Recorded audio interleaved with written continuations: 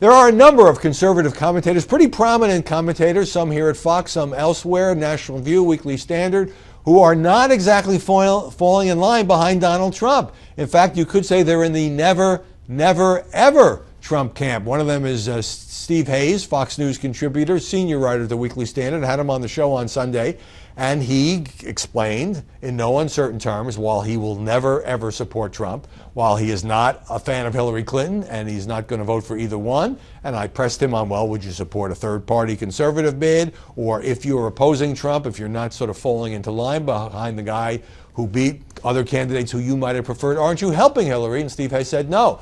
A lot of email on that subject, including one from Ed Helmrich in Palm Bay, Florida. Ed says, on the show, Stephen Hayes says he is ignoring the will of the GOP primary voters because Trump didn't get more than 50% of the votes. He ignores the fact that Trump got more primary votes than any other GOP candidate in history. Hayes should take those voters seriously. In fact, I asked him that very question. The 50% thing is a red herring because at one point there were 17 people running, and by the end of the primaries, Trump was getting over 50, in some cases over 60% of the vote in some of these contested states. But I said to Steve, could it be that Donald Trump, with the mixed platform that he has, some of it very conservative, some of it moderate, a couple positions kind of liberal, is more in touch with Republican voters than you are?